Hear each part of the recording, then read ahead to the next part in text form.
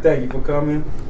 I got Toni Bryce here with me, the legendary Toni Bryce. Period. I appreciate it. I always see you like online representing. I know you are a leader in the KiKi scene, and I know that you are an actress as well. I know that you talk to the community. You are an activist. So it's really an honor to have you here.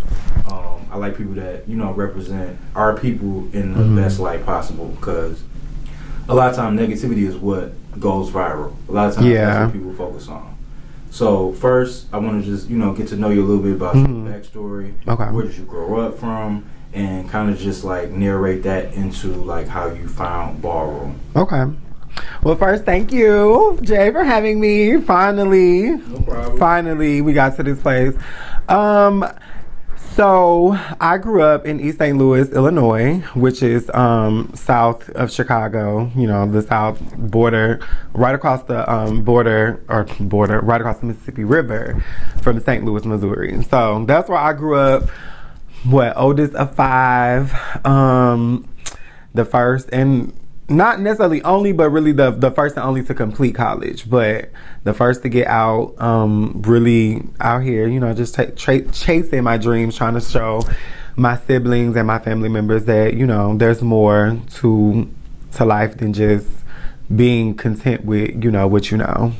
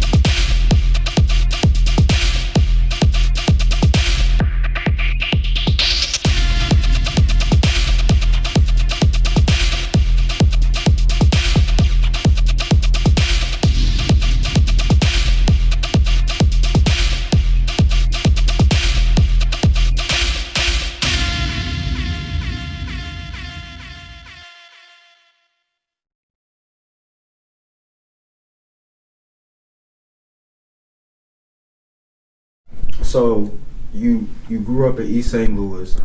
Describe like the gay scene out there. Like how is it dealing with the LGBT community? Well, back then when I was growing up, I didn't really know anybody that was from the community. I didn't know anybody that was from the community, honestly. And I felt like because during that time frame, like identifying as a woman of trans experience wasn't a thing or identity that I knew of during that time frame. And so a lot of times you grow up, oh, you look like a girl, you write like a girl, you da-da-da-da-da. And so they always compared me to being this, that, or the other. But then it's like, you think you are on this battle, or not battle, but this journey of like sexual orientation. But for me, it had nothing to do with that. It was all about gender identity, because I didn't even start having sex until I came into who I am. So it was never about sex for me. So I say all that to say that it was that part of it was hard, because you couldn't find community.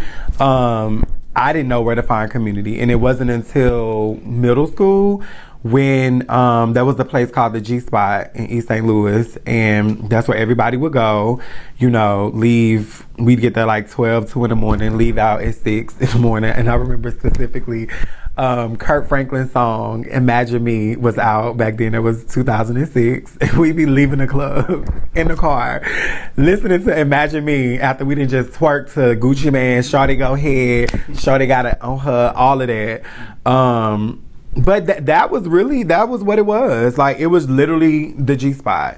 That's where, before the ballroom stuff, but that's where we would all go. And none of our family, we weren't trying to like tell our families our identities or any of that, because it was new. It was something different. Not new, but it wasn't, you know, like they weren't used to that. We didn't have anybody in our family that was of any identity of the LGBT community. So it was like you basically found your people, I guess. Yeah, like going out, and it was, for the sake of not disclosing specific titles, but me and a friend of mine, I remember we sat in a car one day and we just literally just had a long like conversation from that night until the sun came up the next day, and we was just like basically poured our heart out to each other about who we were, how we identified.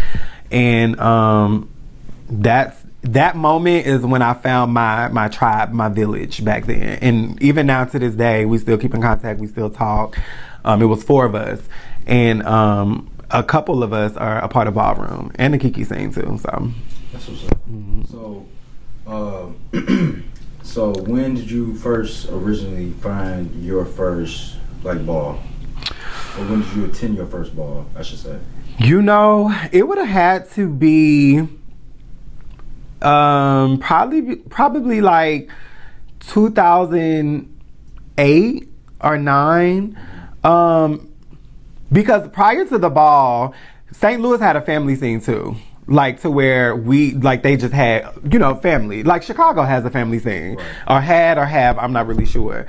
And so back then, people were just family, and we all had the same name. And then that family would go into balls and, like, participate in Ballroom. So I knew about the family aspect before the ball part.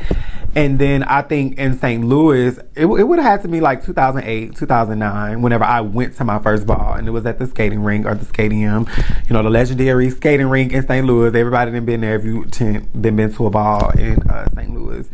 And yeah, I just watched from the sidelines and like was like, okay.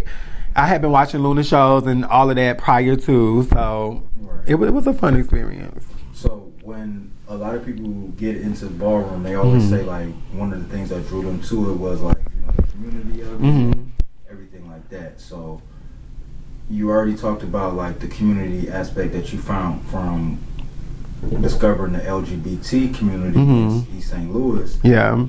What do you think is the differences, or like what are the similarities between the just regular family gay scene and the actual Ballroom family?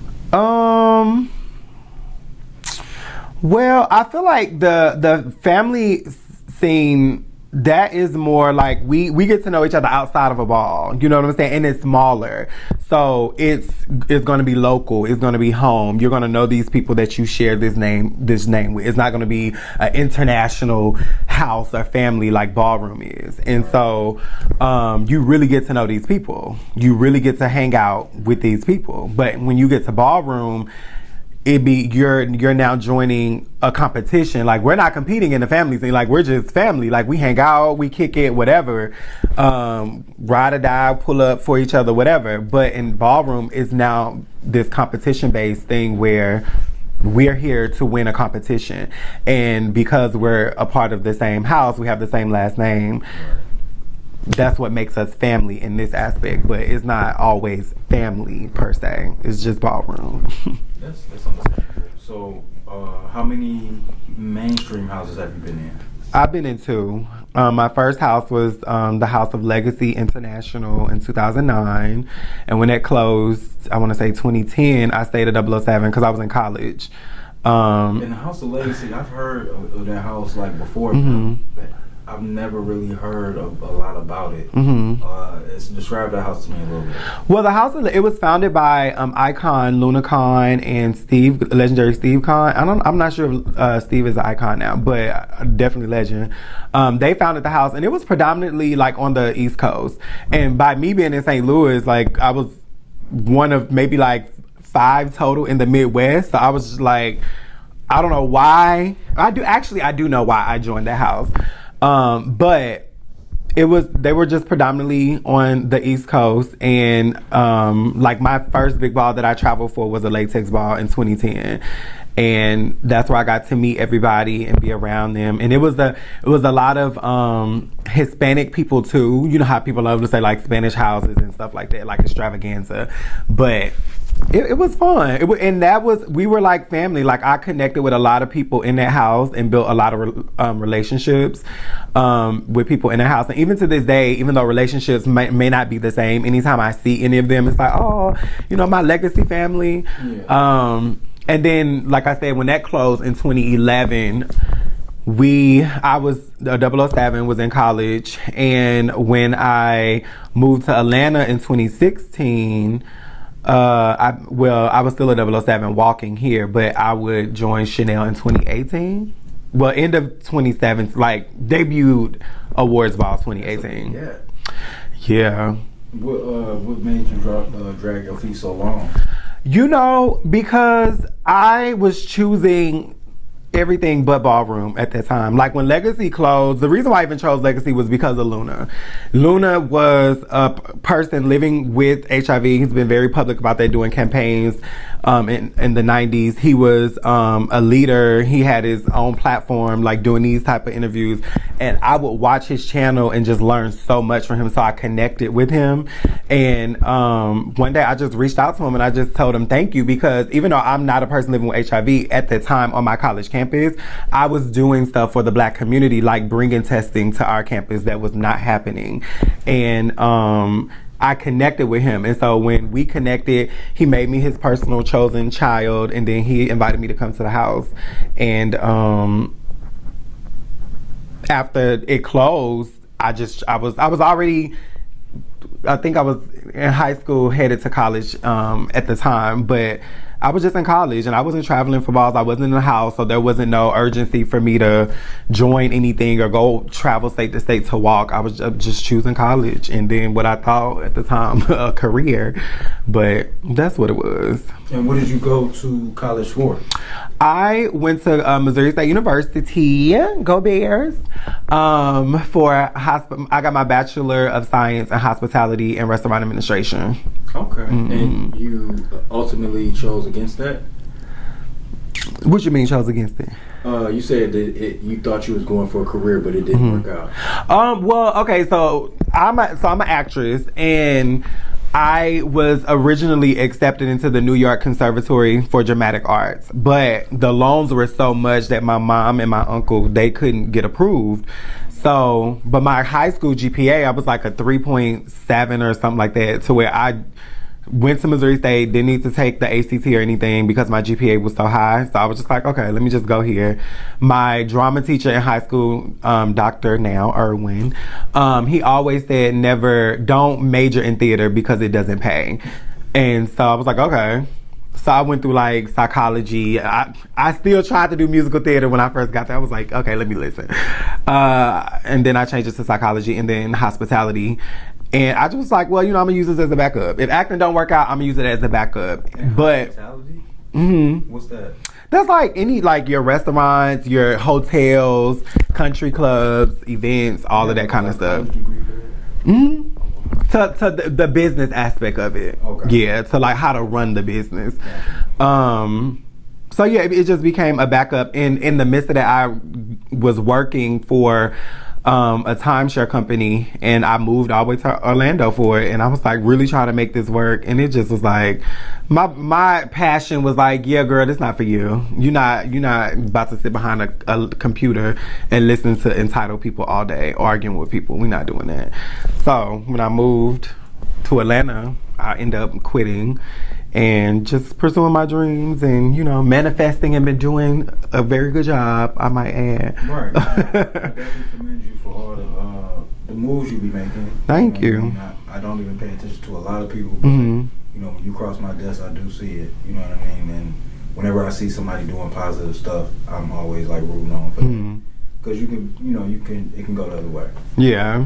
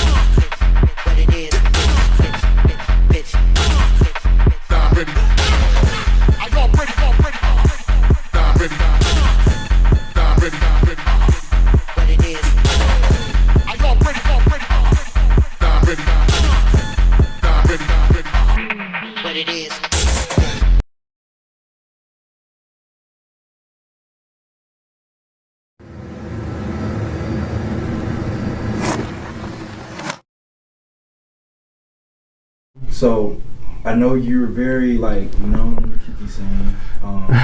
Anytime I like see you like, I guess involved in ballroom activity online, it's pretty much KiKi related. Yeah. So, I know that you don't really. I know you used to be a part of the mainstream walking face, and you decided like to basically go completely over the KiKi scene. So, why is that? And yeah, why is that? So I joined the KiKi scene in 2017, and you know, I'm still over Cameo, Balenciaga, and Logic, Orichi, because they didn't, and Gia 007, because they didn't tell me at the time that we had a KiKi scene in St. Louis. I was just doing mainstream stuff. This was like back in Visu days, and I didn't know. And so what happened was when the KiKi scene was rebirthed in Atlanta, I started walking face because it had always been my favorite category. I never even knew I could walk the category, to be honest.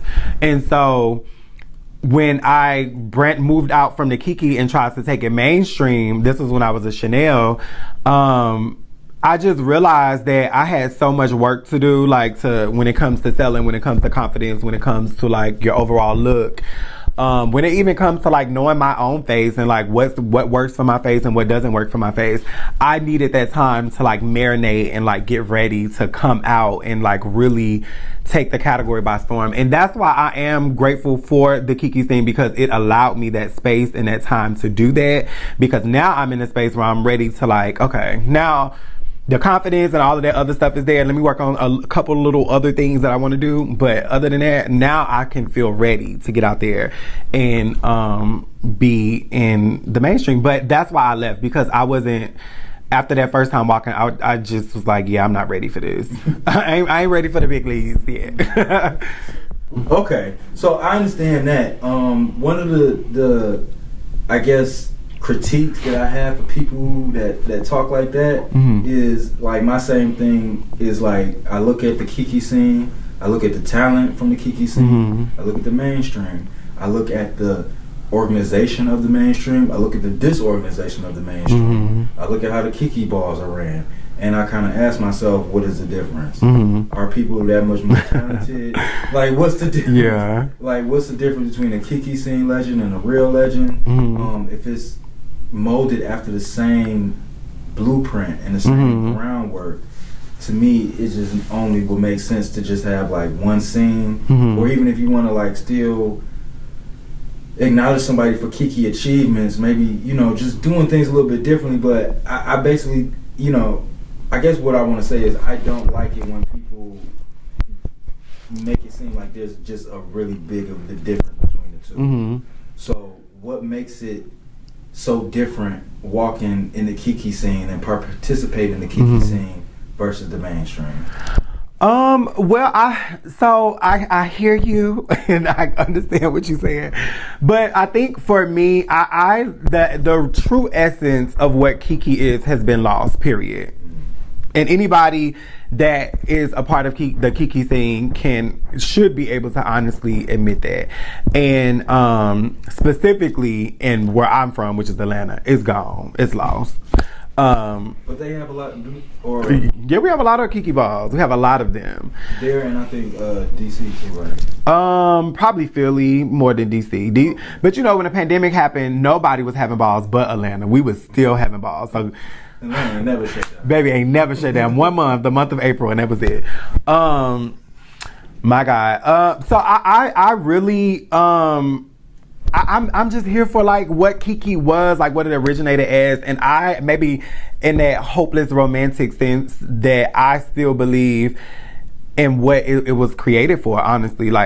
And for me, that's why I said it allowed me the space and time to like really work on and marinate in face and like how I want to sell it and how I want to bring it. Because if I had not had that time, I don't know if I would have ever gained the courage to come back out and walk in mainstream. Because I haven't been chopped, I only walked it once, but who wants to like be on that learning? I mean, people have done it, but when you have a space that allows you that learning space, who wants to go in the bigger space and consistently get chopped and chopped and chopped and like let that be their learning lesson, when they can just come over here where it's supposed to be more fun, where it's supposed to be more forgiving.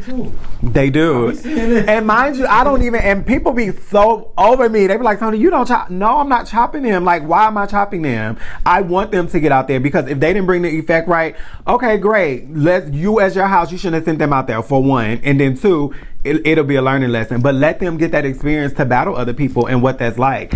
I don't chop people in the KiKi scene, unless the only time I've ever chopped it had something to do with drags and they didn't have on no bra or they had a beard, and that just wasn't flying for me. But it was something physical versus, oh, the Vogue was late. No, I'm not gonna do that. Not in the KiKi scene, because that's what the scene is for. But because they don't allow nowadays that space and opportunity, to your point, what is the difference? Because they can go to mainstream and get that treatment or that experience over there. They don't need to come to the KiKi to get that experience. But the essence of what it is gone. I think, especially with the chopping, I think chopping is, necessary a little bit, but I do think that, some people use the chop just to make a moment, or they use the chop just to, just to make it hot, or he or whoever left my house. Exactly. It's multiple reasons. Yeah. But I think that what will probably make it better if people chop, and after they chop, they tell the person why, or you know what I mean, or they, you know what I'm saying. I just feel like just chop, get out of my face. It is kind of disrespectful. And that's why I don't really chop, because I want to give them an explanation as to why I chop, because I feel like a lot of times if you don't give that explanation in that moment, now the person they didn't take it as shade. Oh, she shaded me. Oh, the panel tried it. No, I really didn't try you, but I also wasn't given the time to tell you why I just chopped you, so you can do better next time. And so that's why I don't chop. I just let it, just have fun. Yeah, most definitely. And also, like, if you do chop, like, when you tell them why, be able to articulate why. Don't just say, I didn't like it, or don't just feeling it. Yeah. You know what I mean? Like, actually give them good reasons, like good like learning tips, like do this next time, do that next time. Yeah. So, but at the same time, one of the other, critiques is, how long balls is. It's not that much time. So I don't know. Yeah. It's either way. I mean, they be in balls be 12 hours nowadays, 10 hours. So I'm like, you sure it's not enough time? If you're lucky, and then it's like sometimes you might not.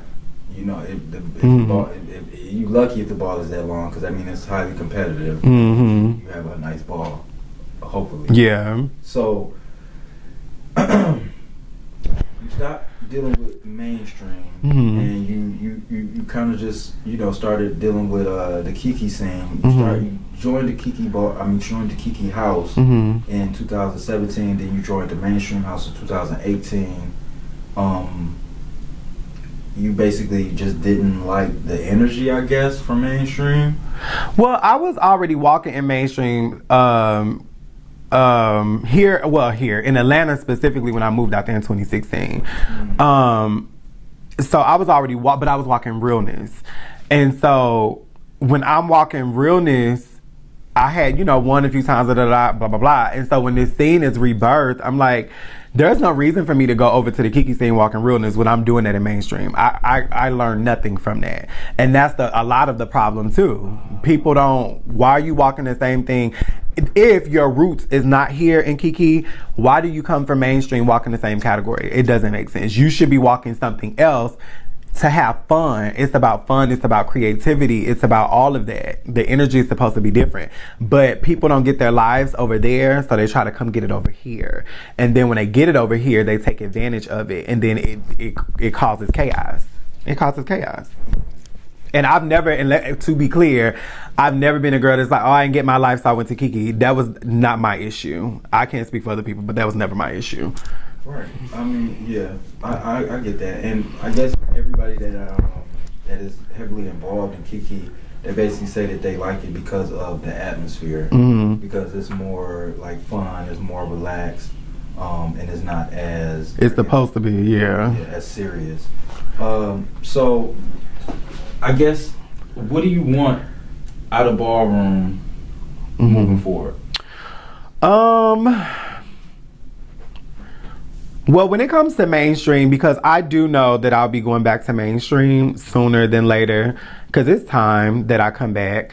But what I desire, to be honest, do I desire anything from mainstream anymore? Like, I've been here for over 10 years, but I haven't always chose Ballroom. Like, I've tried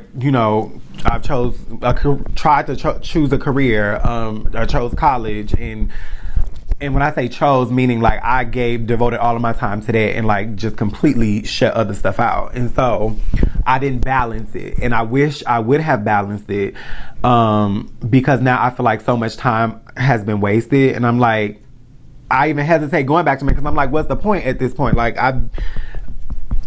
what's the point? Like, I don't have whatever. But when I do go back to mainstream, I don't desire to be mother and leaders entitled, and I don't desire none of that.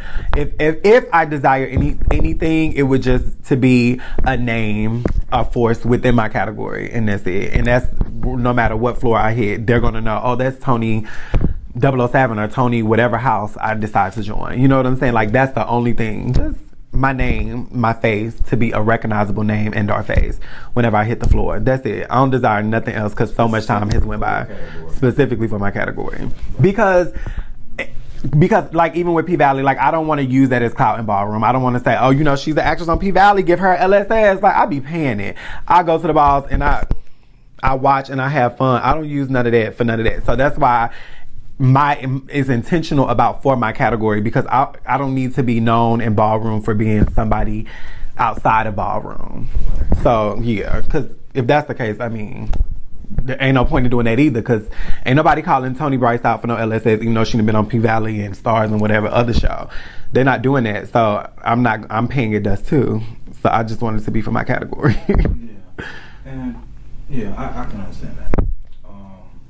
So I guess you just want to be like a household name within your category. Mm-hmm. When you come back to mainstream, I would say this. I would suggest you do it because you just spoke about like how much time had passed. Yeah. And if you wait more, like think about like 10 years from now, you probably look back like, damn, I could have been an icon, but now just for real. Paying all of that. Just say about the status, but just about the memories that you'll make, and the goal that you want.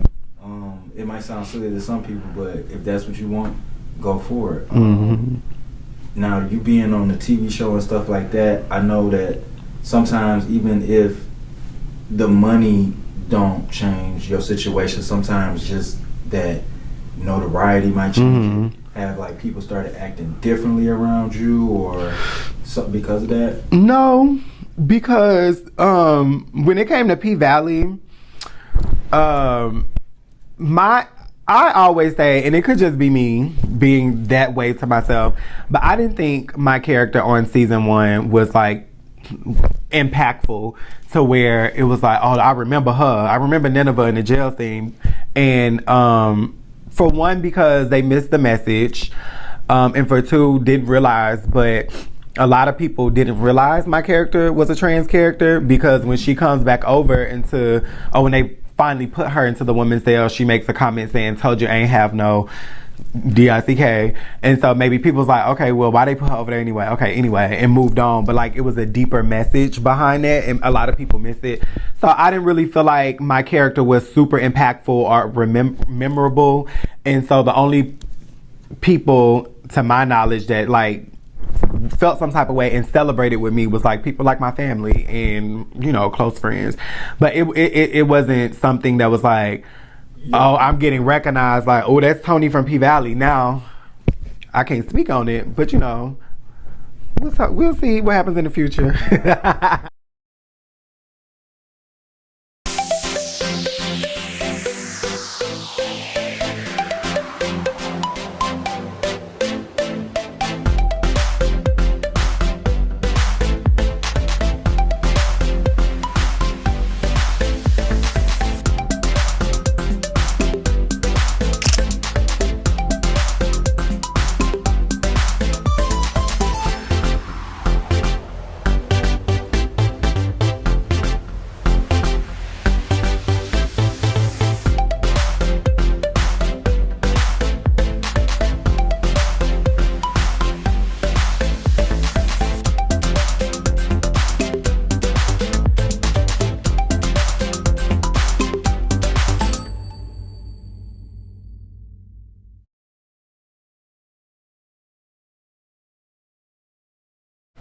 So, tell me about one aspect of Ballroom, whether it be KiKi scene, whether it be mainstream. Tell me about one aspect of Ballroom that just you wish could go away and that you wish you know was not here. Well,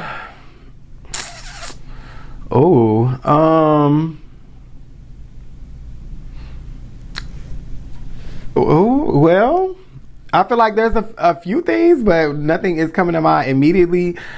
But something that's a part of Ballroom that I wish was not here. I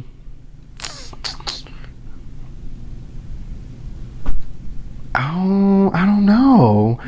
I know there's a few things that I can say, but what's coming to mind? I would say just one being one of them. Like, people always making the comment, it's just ballroom. It's just ballroom. Like, it is ballroom, but you also invest your time, your money, your being, your mental health into this. Like, a lot of stuff we invest into ballroom. And if it was just ballroom, as if we didn't care about it or it didn't matter, we wouldn't invest that much time in all of the things I just named. So I really feel like people need to learn how to value the space and the culture for what it is, because we've heard this term about, oh, it's our own Black Hollywood. It is. It is. Sanaya is our Beyonce. You know what I'm saying? Like, and whoever else. But we have created a space for us, by us, and we need to value that space and not like write it off as like, oh, it's just ballroom. Why is it just ballroom? Because you're not getting your life? Because you didn't win? Because you didn't get that position in the house? Like, why is it just ballroom? Like, it's more than ballroom. Yeah, ballroom is life. Ballroom is Black history. Yes.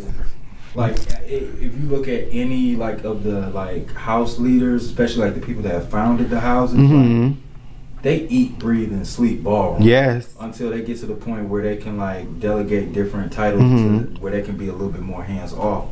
But like, for you to even be in ballroom and been there for years, like, you gotta love it. You have to. You just have to, because it's just so much stuff that goes on behind the scenes. So I can understand that. You're actress, you're activist, are you a leader of Louboutin?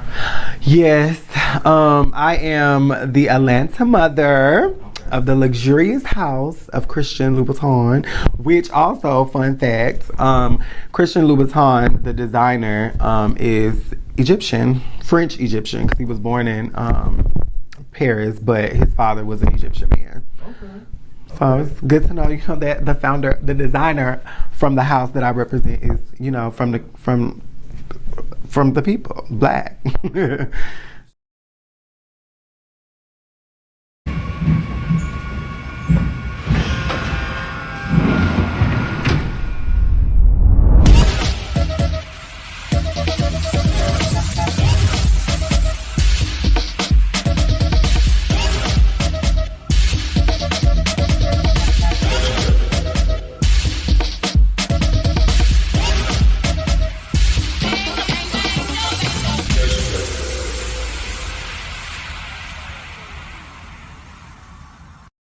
You're an activist, you're an actress, and you're a house mother. If you had to choose between just one of those jobs, you can only serve your community in one way. Which of those would you choose and why? Actress. And why? Because that's the thing that fuels me the most. When I'm running low, when I'm running empty, that's the thing that gives me peace and happiness and joy. When I get that email that says, Toni, you're scheduled to work this day and that day, baby, I could have had a million things could have happened, baby. That's going to brighten my day, because that's what I'm truly passionate about. And I also feel like that's part of my purpose in, being this spiritual being, having this earthly experience. So it's been an actress. And while being that, I feel like the other two comes into play. Like, I can play a house mother in a character. I can still advocate through my art as an actress and be a activist. Yeah, so it's like acting allows you to, they say art imitates life, and it should be doing that. So I can be all of these people, but within this lane of acting. Yeah, and that makes sense. So, that's dope. So, what if anybody is watching? By chance, if they are, putting together a project and they want to reach out and, see if Toni is available, what type of roles are you looking to, what type of roles or what type of stories are you looking to tell within your art of acting? I want to tell, so one, I do identify as an actress and not a trans actress. And reason being is because I am trans. That's a part of my identity. That's not, my identity has nothing to do with my talent. Like, my talent is not rooted in my transness. So that's why I don't identify as a trans actress, but I am an actress. And so with that being said, because transness is a part of my identity, I do want to portray roles specifically and intentionally centering the community, trans community. And so I want to see us in love, building a family, or us with a career, even taking it back to college, one of us, pledging a D9, and if not D9, because it's, fictional world, a historical black college that's made up in a fictional world. I want to see all of those things because I've never been in love, but I would love to. So I want to experience that. Maybe I can experience that through a character. I've been to college. I didn't get to my historical black college experience or Greek experience because, well, technically I did, but we ain't gonna talk about that part. But yeah. Okay. So characters are imitating life because we are many type of people. We are not just what they put out there in the narratives of us just being sex workers. And while that's a real thing, and it's for whatever reasons, whether it's by choice or means of survival, we are more than just that. Yeah, most definitely. Yeah. So what's your favorite role that you've done so far? What is my favorite role? I would have to say I played a character by the name of Vanessa on a show called Twisted, and Vanessa she did come from the streets, and she became a community center program director, and she was a program director at an agency, at a community center. And what's so funny about that is I wasn't a program director, I was a community health outreach worker, but I still worked in the center. I worked in a drop-in center as Toni. So it was like that character in so many ways kind of planted that seed, because although I had already been volunteering and working in a community, I officially worked with an agency, and I kind of feel like that character planted that seed. And then that character too that was my first starring role in a web series, and so I was very grateful, and that really was something that created a little however big the platform was at the time. No, most definitely. Yeah, like we were saying earlier before the interview, representation is so important. Yeah, that's one of the reasons why you said just planting that seed in your head can make you do better things. Yeah. So I definitely appreciate that. My second to last question is, as far as Ballroom is concerned, you only walked facing Realness before. Who were, if any, your inspirations in either category, and why? I don't have a inspiration in Realness because Realness is toxic, and I would never walk that again. If y'all ever see me walking Realness, about Realness? Yeah, so the thing about Realness, right? If we can take a second, out of all the categories in Realness, a lot of them can be performative, right? So a butch queen Realness category is all about masculinity and blending. Well, if that person who is in front of you is, let's say, not naturally masculine, but can perform masculinity in front of you for the sake of attends and a vote, then work. But that might not be his reality, right? But for me, as a woman of trans experience, this is my reality. So when I get up there and you start reading me about, this big and this wide and this deep, and I'm not saying I've been read for these things, but these are the things you hear, and it's that's not right. Why are you reading your sister about what clocks her when half of the these are probably some of the things that she's insecure about? And we put ourselves in those positions for the sake of Ballroom, and it's just Ballroom, right? But no, that can really play an impact on your mental health and your dysphoria, am I saying it right? Dysphoria within yourself. So Realness is just very toxic, and I just won't walk it again. And you should get rid of it. I think femme queen realness, and even I've seen like trans men battle, but I don't know, maybe their battling is different than ours, to maybe where it's not toxic for them, and maybe it can be. I think their experiences have been just more toxic in ballroom, being fetishized, period. But as far as a category, femme queen realness for me is clipped, and I think it should be gone, because how can you judge somebody in their, this is not performative, it's who I am. I wake up, it's who I am. I'm not performing anything when I stand in front of you. What you see is literally what you get.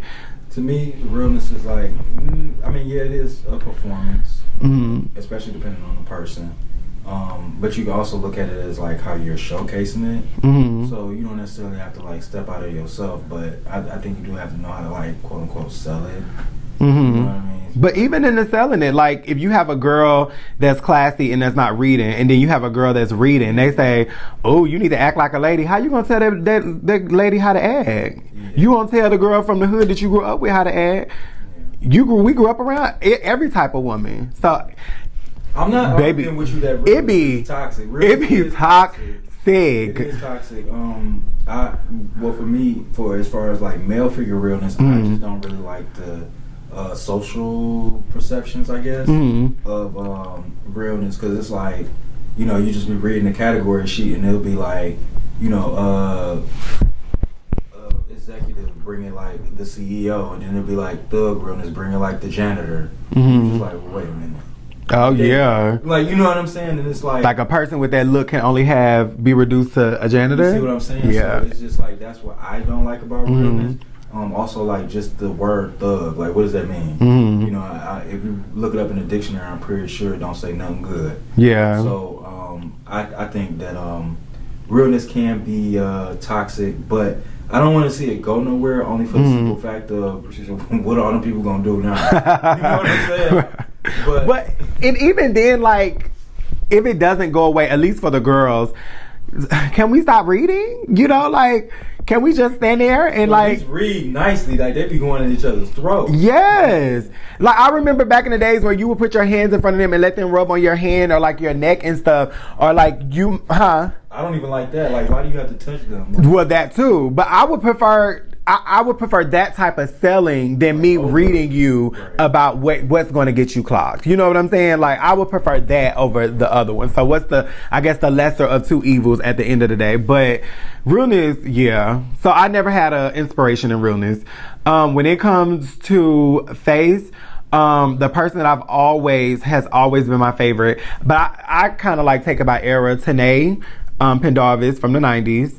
And then after Toni, it would be Tempress, icon Tempress, Mason Margiela. Okay. So those are like two of my, icon Stasha Garçon. Those are like some of my favorites. And what was it about their talent or their faces that really inspires you?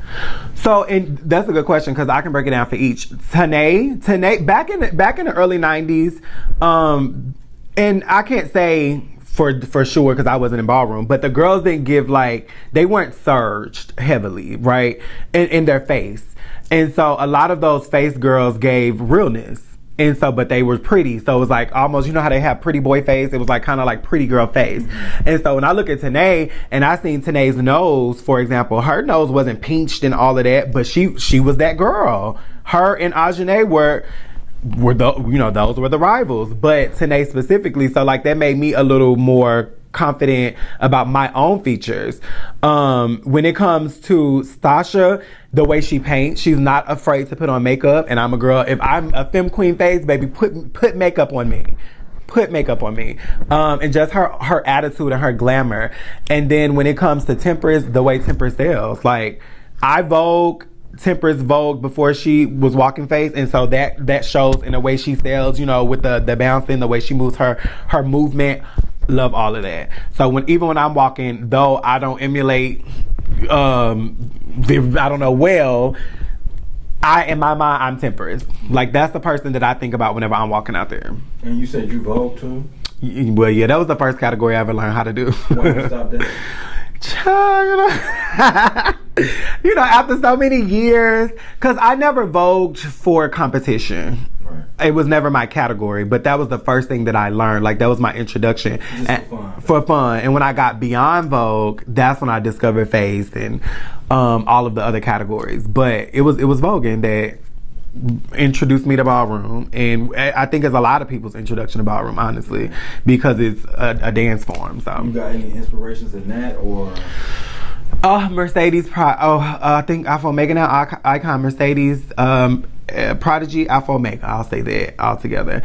I love Mercedes. I love when I'm walking, even in selling Face, I feel like as a mother, lush and plush, because gotta represent for the girls who meat on their bones. I think about like just feeling like a woman, like being not even sex per se, but like, is it sensuality or sensual or whatever? Like, touch my body is soft, like, ooh, like I got bread, like that kind of, like, that's where my mind space is. And so when I see people like Mercedes Vogue, like, I just think like, ugh, a woman, like, in the words of Kevin J.Z., a woman.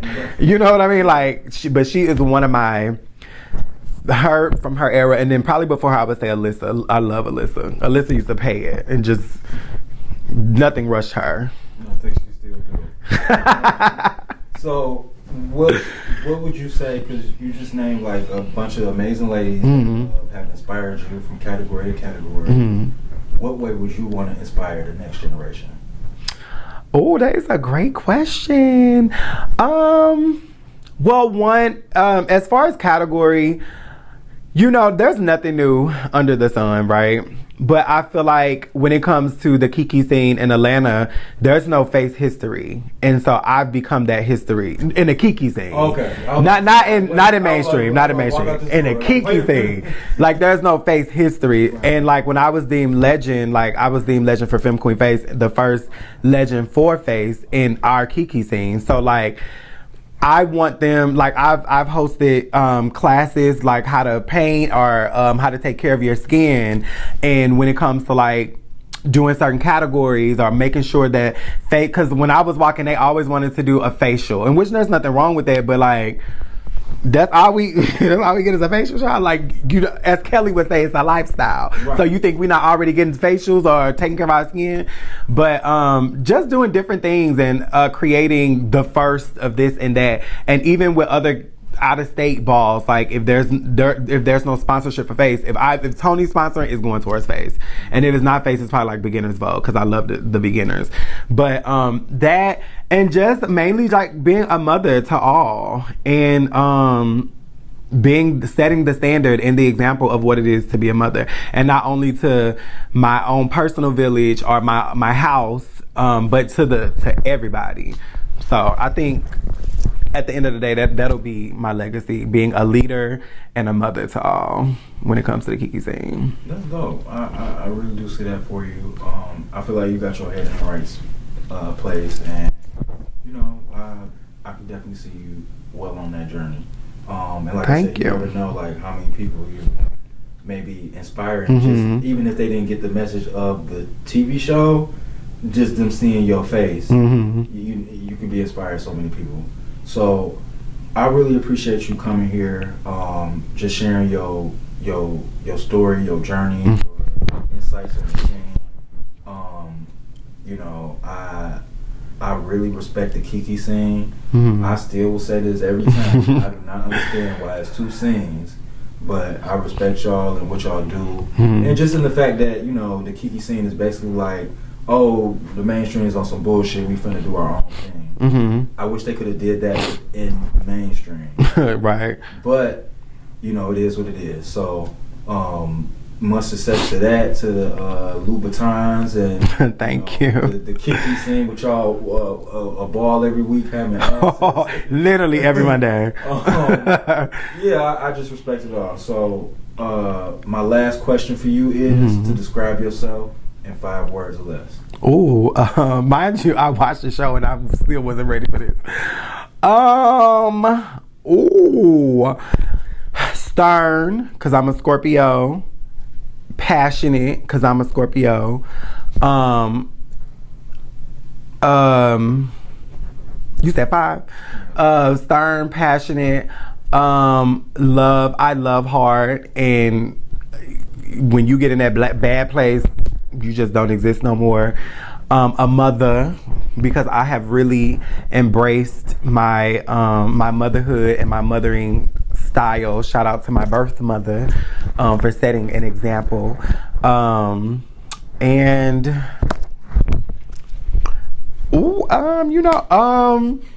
ambitious, because I'm manifesting these dreams that I have while balancing everything that's on my plate. That's what's up.